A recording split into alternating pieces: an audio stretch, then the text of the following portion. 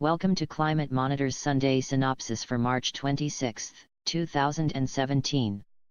Written by Keith Rizzardi, Assistant Professor of Law at St. Thomas University.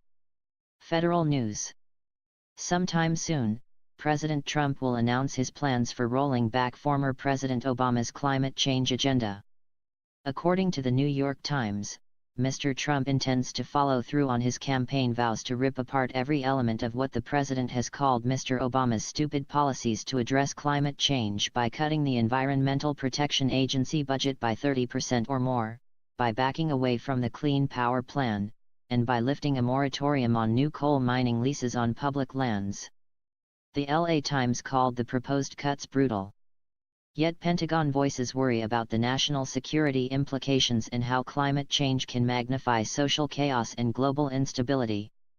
Congress may have something else to say, if they listen to voices like the Competitive Enterprise Institute and Produce Growers. State developments. A legislator in Portland, Maine, perhaps equating climate change with evolution, has sponsored a bill that would prohibit discrimination against a person based on their beliefs about climate change, reports the Portland Press-Herald.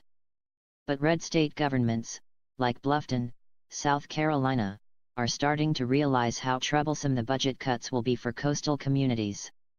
Churches, like the National Cathedral, are speaking out about their climate concerns, too. In fact, as a new video on ClimateMonitor.tv shows, the state of Alaska, America's climate lab, has entire cities facing the possibility of retreat due to rising seas. And in newsminer.com, Philip Martin warned about the effects of climate change on inland Alaska. At the local level, people trying to understand how denialism thrives should read the blogs. Bacon's Rebellion, for example, offers a thoughtful analysis of regional flooding issues in coastal Virginia, noting that governmental failures to maintain flood control and drainage systems should not be confused with sea level rise. Another article in VT Digger notes that warmer winter temperatures do not necessarily mean worse winter recreation. But the problem with this type of internet-based climate dialogue is that intelligent analyses, and responsible statements of doubt and caution, can be abused to reach false conclusions, as Dr. Tucker argues in Washington Monthly. Bad maintenance in Virginia does not refute evidence of melting glaciers, and more snowpack in Vermont does not justify the defunding of EPA grant programs. But as Yale warns, the national discourse on climate change continues to sink into even deeper polarization and ever louder echo chambers. So, aware that all politics is local, thought leaders in both the European Commission and at the University of Toronto recognize the need to remain focused on local governments, where solutions will, or will not, be implemented. And many local governments are indeed awakening to the times. Residents of Breckenridge, Colorado continue to push town government to commit to 100% renewable energy. Waterfront developers from Australia to California are thinking more about sea level rise.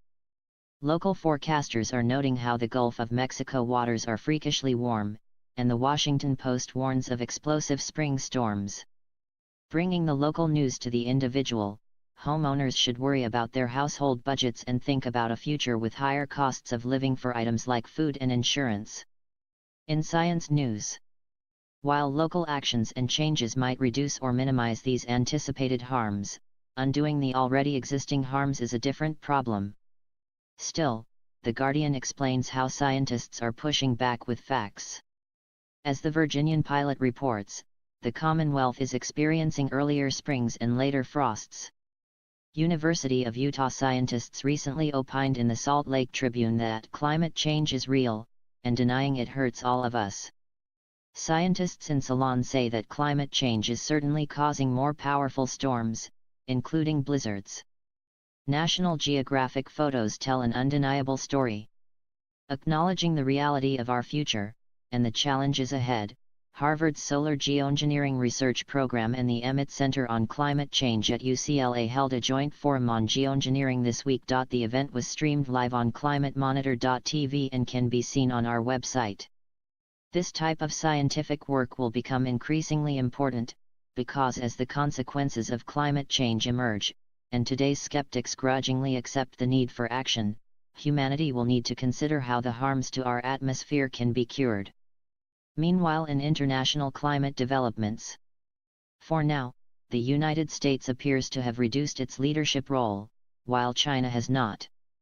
In fact, Chinese observatories are carefully studying carbon in the air, and the New York Times explained how climate change might be making China's smog problems worse. Demonstrating awareness of these problems, China and India are reducing the demand for coal, reports the BBC. And while some Christian voices warn that China's role could mean communism is taking over the New World Order, leadership can be found in many places other than communist China. African governments attending the Water and Climate Conference are discussing the increased evaporation and altered hydro patterns that will cause droughts to intensify. Philippine legislators are thinking about resilience. Leaders in India and Delhi are pushing forward with a climate action planning process. And, offering a ray of hope in otherwise dark times, one voice in The Guardian recently argued that international leadership is truly reason for climate optimism. Learn more about climate change. Watch our video programming online at ClimateMonitor.tv or on Roku, and soon, Amazon Fire. Our website is ClimateMonitor.tv. Please check out our upcoming events video on this channel.